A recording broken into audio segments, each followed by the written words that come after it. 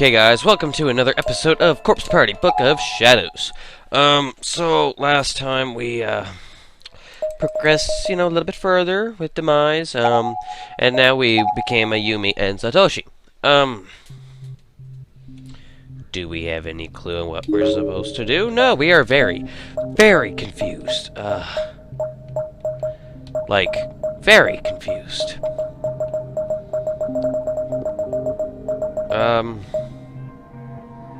I don't believe there's anything else for us to do in 5A. But let's go to the locker room. Ever since the episode where that little blue boy scared the ever-living crap out of me, I've been a little cautious playing this game. For, just in case the game decides to throw me for another goddamn loop. Okay. I don't see anything out of the ordinary up there. I don't see anything out of the ordinary down here either. Which makes me wonder. Okay, I don't think any of these have any significance. We already checked you. We'll check you again just in case it didn't save. Yes, it's unlikely that it'll ever work again. And so on and so forth. Let's go out to the pool. Which we've been out here on multiple occasions. But we can't seem to figure out anything. There's nothing that looks shiny. Can't pick up any boards. That's just a dead girl that we already checked on. Yeah. Okay. Yeah, it's gotta just be her. So yeah, there's absolutely nothing else out here for us. Which, wait, oh, no thoughts you can go. Which makes me wonder, what are we supposed to do? Where are we supposed to go? We did pick up an item. Can't forget that. We did pick up an item. I wonder if we're supposed to find a plank or something. I never thought to look for a board.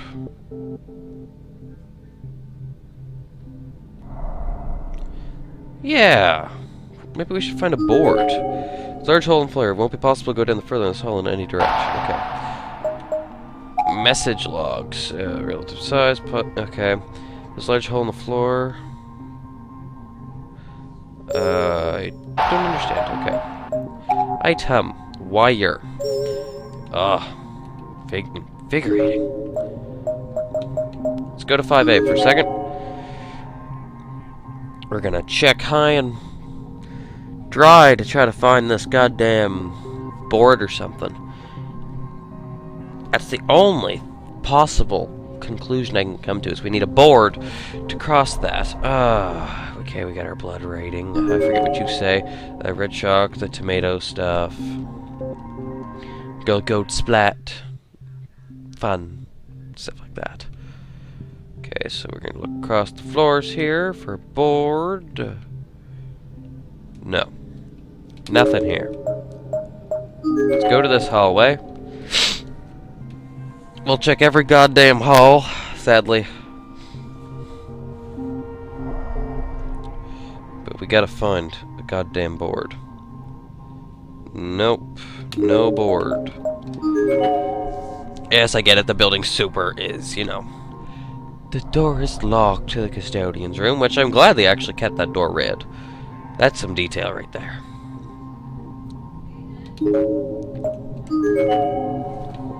Okay. Okay. Back to searching mode. Looking for a board or a plank. Still nothing. It's a good tick off when you can't find anything you're looking for. Over to the next hall. Which, if I do believe I'm correct, that door is locked. The door is locked up tight. Wait. Oh, we can use the wire to pick the lock. Perfect sense. Maybe I can use that wire to pick the lock. I don't feel safe in this game, so, Okay, try it. Alright, time for the Grand Pick Lock Championship. You kinda seem like a cat burglar right now. Oh, that was easy. Oh, never mind. It's more like a jailbreak than a burgle. In our case, all we're trying to do is get the hell out of here. The door seems to have been successfully unlocked. Oh, you did it. Fortunately, the lock was super old and not very complicated. Thankfully. Okay. Let us now go in room 4A. The music just got creepy. The hell? This isn't shaped like a classroom I've ever seen. Wait, what did you just say? That this room is screwy. I mean, look at it.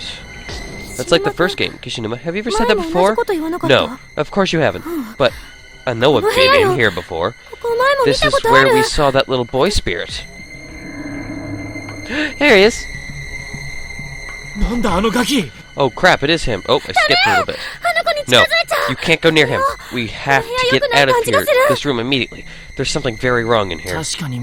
Yeah, even though I can tell that much. But look over there, in the corner. There's something in here. I'm gonna check it out. You stay here, and if things start to get out of hand, just forget about me, and make a break for it, okay?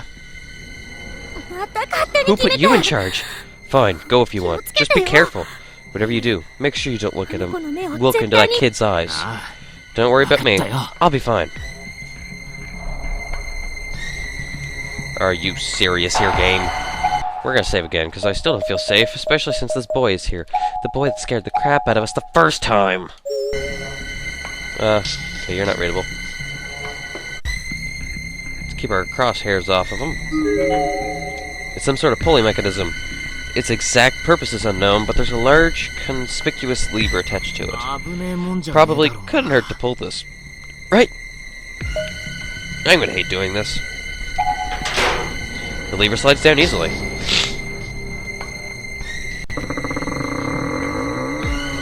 What? That didn't happen in the first game. Did that do anything? I don't know. Just get back here. With pleasure.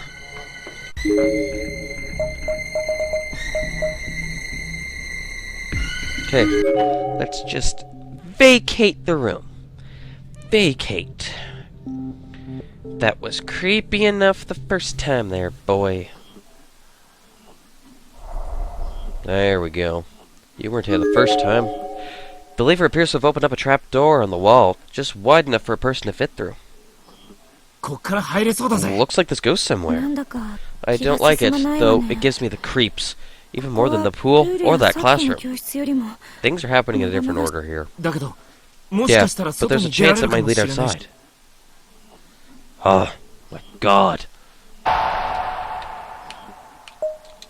Every time there's a decision, guys, we are going to save. We're saving pretty frequently, but go on. Alright, you go first, and make sure it's safe. You wait here. Well, I'll go in. No way I'm letting you go by yourself. When it comes to ghosts and curses, you're about as clueless as they come. Oh, that was rude.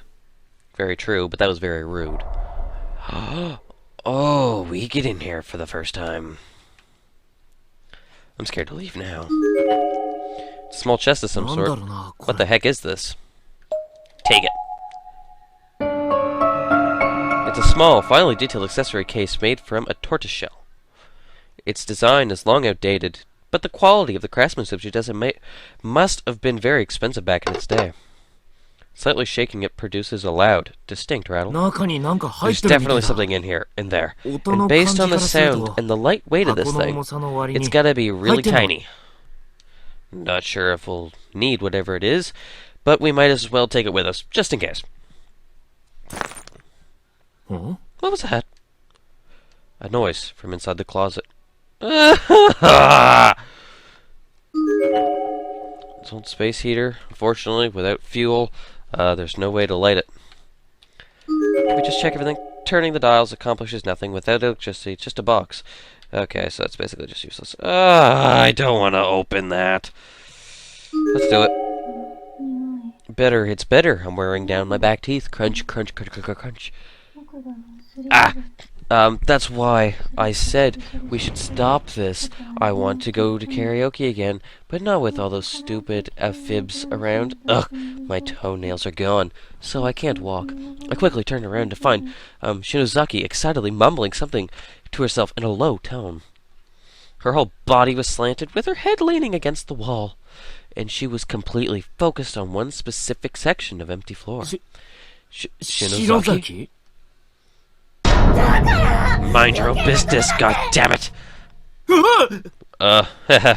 Sure. What do you mean? Should I have not taken this chest or something? What's wrong? Shinozaki then began repeatedly banging her head against the wall. The motion was almost rhythmic, as if the time with the ticks of a clock or a metronome. Hey, cut it out! The hell is wrong with you? Did she just slap me? Always, you always do this. Why, what is it you said? Because we're friends? Well, I can take care of myself. What's with that look? You just hold on a second. Ugh, my throat is burning up. Oh, it stings. It's rancid. I have to run. Why do you do this to me? You're my sister. Well, you can die too. I'm not a sister. I'm a bro. After stumbling almost drunkenly for a few moments, Shinozaki suddenly took off running. She leaped through the trap door and out into the hall. What the hell was that all about? Wait, this is no time to be standing around. I've got to go find her. Oh no, you're Shinozaki, or not Shinozaki. It's Sashiko, isn't it? She's certainly an interesting specimen. Who's there? Oh, it's Naho. That's even worse, sometimes, I think. I'm not certain where she came from, nor when or how she got here. She seemed to be about the same age as me. She looked mostly normal, but her eyes were much less vibrant than they should have been, appearing flat and lifeless, like those of a dead fish. Her name was Naho Sanoki. I guess you could say I'm a medium-cum-writer-cum-high school student, or something like that. Or I was. Anyway, when I was alive. When you were alive? Are you telling me you're a ghost? Regrettably, that's exactly what I am. Thought her mouth just moved. Are you on that little bastard, one of that little bastard's friends then? The hell did you do to Shinozaki? And why did you trap us here in the first place? Oh my, I think there's been a misunderstanding. I, like you, am essentially a victim, though there's a little more to it than that, of course. Oh, so you were trapped here too then, and you, more importantly right now, the girl who just ran out of here seems to have quite a gift. Oh yeah, Shinozaki. Go on. Wait, please, if you wish to have a place at her side for a long time to come, I believe it'd be advantageous for you to listen to my advice. At her side? For a long time to come? She means her boyfriend. Alright, but can you make it quick? Such a firm, cool response is very telling. What can I click? Oh, there we go. Well, I'm listening. So what's this about Shinozaki being gifted? You're familiar with the concepts of spiritual mediums, shrine maidens, and shamans, no? They're all people with the ability to lend their bodies to beings that natural science can't quite classify. Beings you could call spirits or gods. They're people who take part in channeling rituals, basically. Possession, much like demonic sort you see in movies. So, kind of like the Itako from traditional folklore, then. Not folklore. Exactly. You've seen it, no? Your friend can take in the thoughts of a dead that filth about in these accursed halls, and now put them through her own body. And note I said thoughts, not spirits. They aren't souls, but rather the loose remnants of broken minds. Heavenly Host is a frighteningly unique place. So, if she is indeed able to channel them, take it from me, she has a very powerful gift. Can you really call that a gift? She's not like you, you know. Perhaps not, but if you intend to escape from here, these talents of hers could prove most advantageous, provided, of course, she learns to control them. Control them? Well, you saw what happened. She wasn't in control at all, but rather being controlled by the thoughts of another. Think of it as she had an enormous antenna on her head with an impeccable reception 24 hours a day. Except that antenna was missing not only any means of changing frequency, but any sort of on-off switch as well.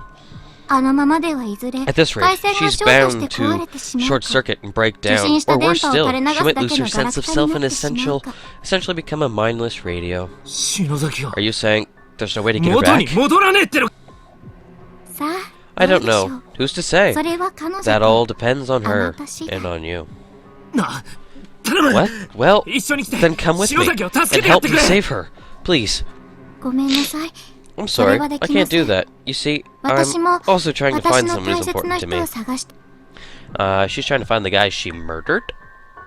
Good job. I've done all I can for you. Whether this experience ends well or gets worse again depends entirely on you both. I wish the best of luck. So, we didn't learn that in the last game. We didn't learn that she had a very special gift or anything, but it's very nice to know. We're having an earthquake. Another one? This was the big one. This was the big one. I literally couldn't stand up. I fell to my knees on the floor. Pretty sure that's just the shifting and people going into other stuff. I couldn't even tell you how long it lasted. It felt like it would never end. But eventually, little by little, it did subside. Okay. I stood back up and surveyed my surroundings, but as expected, the ghost of the girl was nowhere to be seen anymore. And this particular quake felt like it shook the very foundation of the entire building. Shinozaki was all I had on my mind. She was in serious danger. I just don't know what the hell is going on anymore. But if there's one thing I do know, it's that I have to be there for her, no matter what. Oh, that's very sweet. Shinozaki! Oh, that's when you meet up with the little girl. Very nice, very nice. Ah, I'm right. You know what really pisses me off, though? That she kept talking to me as if I were totally ignorant about psychic phenomena, like a complete dimwit. But look what happened to her. Too gifted for her own good, if you ask me. Wow, sounds like you and Shinozaki had a pretty rough time in here, too. You shouldn't be alive. Just so you know, little girl. Okay. Well, you seem to have done pretty well for being by yourself. Shouldn't Moshigi have been with you, though? Yeah, but he's not. I've been trying to find him. Considering how cool and collected he is, I'm sure he's fine, wherever he is. I mean, if he's seen a ghost, he'll probably just furrow his brow and be all like, "You remind me of a Shakespeare sonnet," or something, you know. And since you and I ran into one another already, I know you'll find him sooner or later. Yeah, you're probably right. I'm sure I'll come across him eventually. Though, I guess there are a lot more places to look, now that the hallway's back in one piece again. But there are two of us, and two pairs of eyes are better than one. There we go. That's more like Tsushimoto. We all know and love. Okay then, let's give this everything we've got, and find our friends. You bet. Shig, I know you're somewhere nearby, and that's enough to keep me going. I will find you, I swear. But before we set off, I call a bathroom break. Seriously? Sorry, I've been so scared and nervous since we got here. I guess it's taken a toll on my stomach. I get this way, before production sometimes too. Fair enough. Guess we'll keep an eye out for a restroom on our way then. Okay. So we just learned a lot of stuff, basically. Now we're continuing on. We're looking for people. There's a gap in the floor here. A board has been laid across as a makeshift bridge, but it's been unstable after the quake. Best to cross with care. Okay. Okay.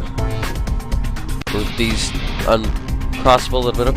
The stair was completely packed with desks, making it virtually impassable. Fortunately, that last earthquake seems to have knocked many of them loose. With 2 people working in tandem, it shouldn't take very long to clear a path. Jeez, this is all coming together. What do we do with these desks, Kishinuma? We could just climb over them with a little effort.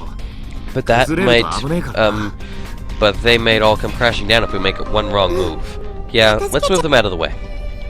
Very smart. Couldn't think of something better myself. Oh god, the girls' room. Yay, we found a little girl's room. If you'll excuse me for a minute, then. Sure, I'll wait nearby. If anything happens, just call out. Don't, wait too close, though, okay? That'd be kind of embarrassing if you know, heard me. Okay. I guess. Another weird little girl.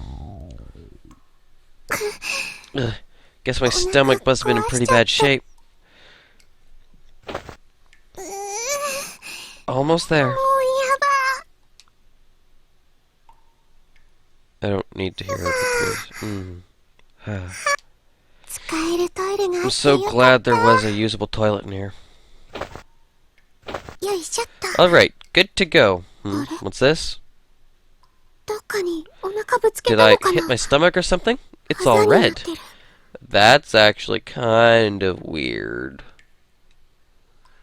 When did this happen, and how? Even if I hit my stomach or on something, whoever heard of someone's belly getting bruised? I took a closer look and found myself momentarily breathless. What? What in the world happened to me? The reddish-purple bruise was like fault lines emanating out the front in 4 directions, with my belly button severing as an epic center.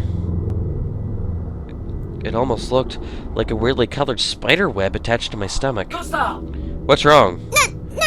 Nothing. I'll be out in a sec. Whoa, that was weird. Sorry to keep you waiting. I feel much better now. Glad to hear it. But I didn't tell you to keep. But didn't I tell you to keep your distance? What? I did. You were just kind of loud there for a second. You seem startled. Is everything okay? Oh, yeah. Sorry to have worried you. So, how about you? Are you good on the bathroom situation, or do you need to go too? Well, the boys' room is kind of occupied. When you open the stall door, there's this guy's voice that yells out, "Shut the goddamn door!" Oh, I can see how that might make it tough to go. Well, it's just part of, well, it's just, sorry. Let's just put that out of our minds for now and focus on finding Shinozaki, okay? Sounds good. I'm good with that. Why am I not saying anything to him about the bruise on my stomach? Is it because I'm too embarrassed to show it to a boy? No, that's not it. My mind was racing, with worst case scenarios popping in my head one after another. I kept hoping this was all in my imagination, all nothing but a nightmare. But it sure felt real, and that was the scariest thing of all. Maybe I was sick. Maybe I needed to go to the hospital. I couldn't stand all this uncertainty. Something tells me it's something to do with that death of yours that's supposed to happen. But I didn't say anything about it. I just walked with Kishinuma, all throughout the school building, in search of Shinozaki. I thought maybe if I went with him, I might run into Shiego along the way, or at least find some clue as to his whereabouts, but no such luck. Well, damn. Our search eventually led us back down to 1F. Having covered all the other bases, we set our sights on the pool, but just as we approached the locker room... Spooky ghost?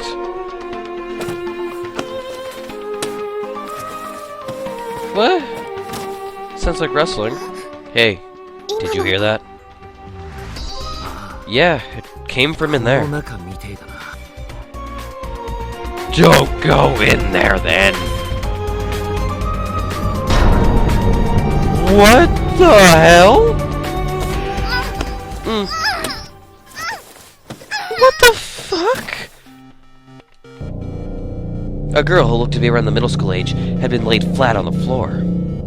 Both her arms were bound, and her eyes and mouth were covered with a sash-like strips of cloth. She was obviously being held against her will. She was kicking both legs and writhing all around, frantically trying to break loose from her bindings, but it didn't seem likely that she would succeed. Oh God, we have to save her!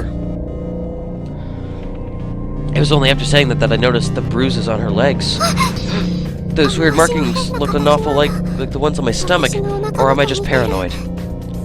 Regardless of what caused them, or how they might relate to my own injuries, this girl had markings like rope burns clearly visible on her slender thighs.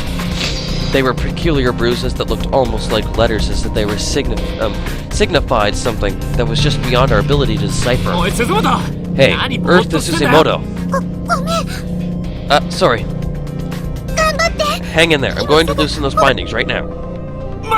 Wait, stop. Take a closer look. This isn't going to be so easy. Kishinuma grabbed my arm and to hold me back. I was a bit confused, but did as he suggested, and didn't take me long to see the problem.